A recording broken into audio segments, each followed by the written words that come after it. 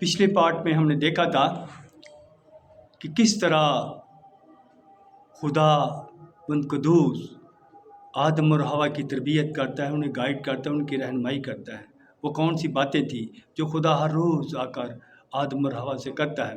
اب ہم دیکھیں گے کہ لوسیفر نے جو ایک انتظار کر رہا تھا بدلہ لینے کا، انتقام لینے کا، وہ کس طرح کرتا ہے۔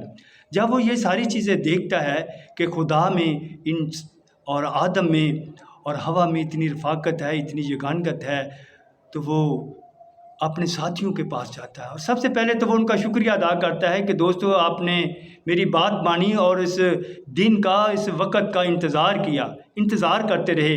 اب وہ وقت آ گیا ہے، یعنی کہ بدلہ لینے کا وقت وہ آ گیا ہے۔ سو وہ فتح سے پہلے ہی فتح کا جشن مناتے ہیں۔ لوسیفر کہتا ہے اتے میری پیش نہ چلیے تے روکن والا کیڑا،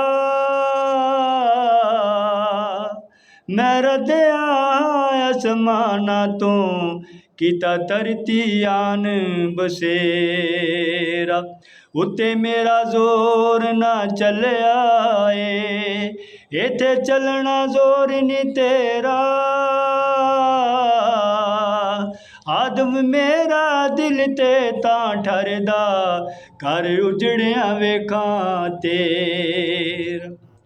سو وہ آدم لوسیفر یہ کہہ کر آدم اور حوا کو ملنے کے لیے عدن میں جاتا ہے اور جا کر اس کی حوا سے ملاقات ہوتی ہے اور حوا سے کہتا ہے، عدن میں جا کر باغ عدن میں جا کر وہ حوا سے ملتا ہے اور حوا سے کہتا ہے سانپ کی شکل میں، جب وہ حوا کے پاس جاتا ہے اور اسے کہتا ہے کہ اے حوا، کیا تم باغ کے ہر درخت کا پھل بے روک ٹوک کھاتے ہو؟ باغ کے ہر درخت کا پھل کھاتے ہو؟ حوا ہنس پڑی اور ہنس کر اسے کہا، لوسیفر کیا تم مجھے مذاق کر رہے ہو یا واقعہ ہی تمہیں کسی چیز کا علم نہیں، معلوم نہیں؟ کیا تم معلوم نہیں کہ خدا نے تو ہمیں ہر چیز کا مالک و مختار بنایا ہے؟ ہم ہر چیز کے مالک ہیں، جس طرح جیسے چاہیں ہم ہر چیز کو استعمال کر سکتے ہیں، کیونکہ خدا نے ہمیں اختیار دیا ہے۔ باغ کا بھی ہمیں خدا مند قدوس نے اختیار بخشا ہے، ہم باغ کے ہر درخت کا پھل بے روک ٹوک کھا سکتے ہیں۔ بس باغ کے بیچ میں ایک درخت ہے جس کا پھل کھانے سے خداوند نے ہمیں روکا ہے۔ آدم نے کہا، حیرانگی سے پوچھتا ہے، کیوں؟ حوا نے کہا، اس لیے کہ خداوند ہمیں پیار کرتا ہے، خداوند ہمیں دل سے چاہتا ہے، خداوند چاہتا ہے کہ ہم زندگی پائیں، کثرت کی پائیں، وہ ہماری ہلاکت نہیں چاہتا۔ اس لیے کہ خداوند نے فرمایا ہے کہ جس دن بھی تم نے یہ پھل کھا لیا تم مر جاؤ گے۔ خداوند ہماری ہلاکت نہیں چاہتا، وہ ہمیں زندگی دینا چاہتا ہے۔ لوسیفر ہنس پڑا۔ لوسیفر کہنے لگا، حوا میں نے تو کہا تھا کہ شاید آدم ہی بھولا ہے، اس کو کسی چیز کا علم نہیں، معلوم نہیں، مگر تم بھی ویسی ہی ہو۔ شاید تم کو معلوم نہیں کہ خدا بڑا چلاک ہے، بڑا ہوشیار ہے۔ خدا جانتا ہے کہ جس دن بھی تم نے یہ پھل کھا لیا تم نیک و بد کی پہچان میں خدا کی مانند ہو جاؤ گے، خدا کے برابر ہو جاؤ گے۔ سو حوا کے دل میں لالچ آ گیا، بڑا ہونے کا لالچ، بڑا بڑھنے کا لالچ۔ آج بھی ہمارے انسانوں میں یہی لالچ ہے، بڑا بڑھنے کا لالچ، عظیم سے عظیم تر ہونے کا لالچ۔ اگر ہمارے پاس 1 مرلے کا گھر ہو تو خواہش ہوگی کہ 2 مرلے کا گھر ہو، 3 مرلے کا گھر ہو۔ اگر ہماری 10,000 تنخواہ ہے، سیلری ہے، تو خواہش ہوگی کہ 20,000 ہو۔ اسی طرح بے شک خداوند قدوس نے ہر چیز کا انہیں مالک و مختار بنا دیا تھا، تو بھی ان کے دل میں لالچ آیا کہ ہم خدا کی مانند ہو جائیں، نیک و بد کی پہچان میں خدا کی مانند ہو جائیں۔ لوسیفر کے دل میں بھی یہی لالچ آیا کہ ہم خدا کی مانند ہو جائیں، ان کے دل میں بھی یہی لالچ آیا کہ ہم خدا کی مانند ہو جائیں۔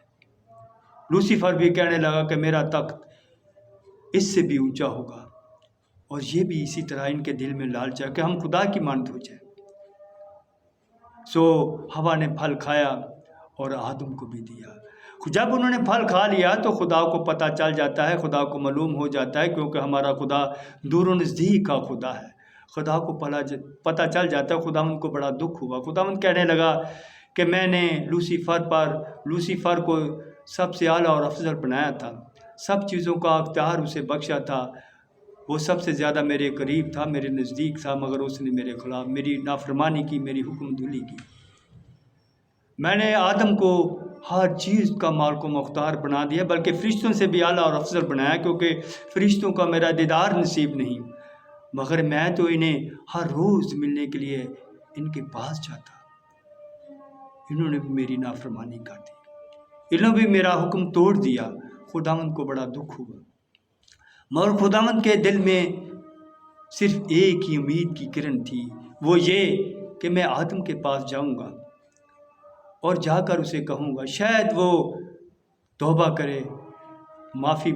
کرے اور میں اسے معاف کروں، اور پھر میرا آنا جانا اسی طرح لگا رہے۔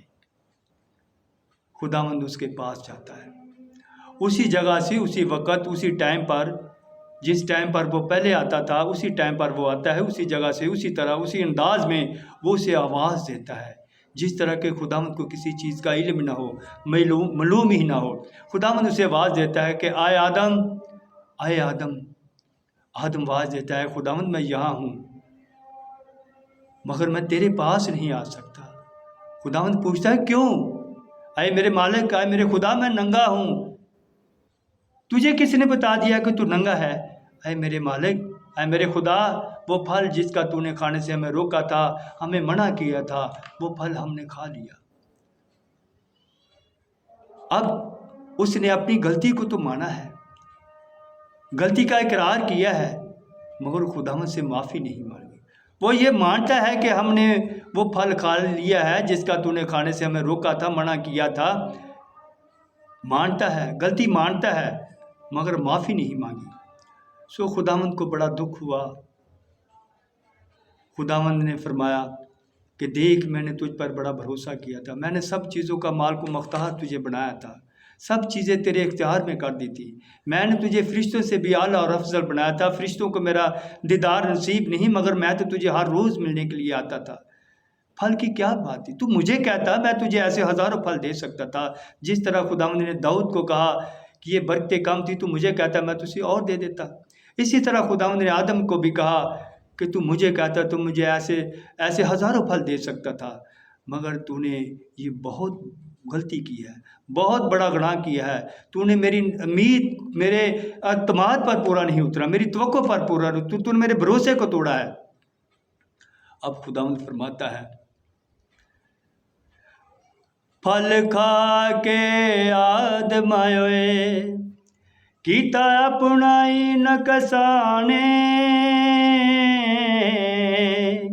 منہ موڑ کے رب دے روپ والوں لئی پاپ دی چادر تانے، رب آکھیا تینوں بخشاں گا، تیرا بچنا ہی میری شان،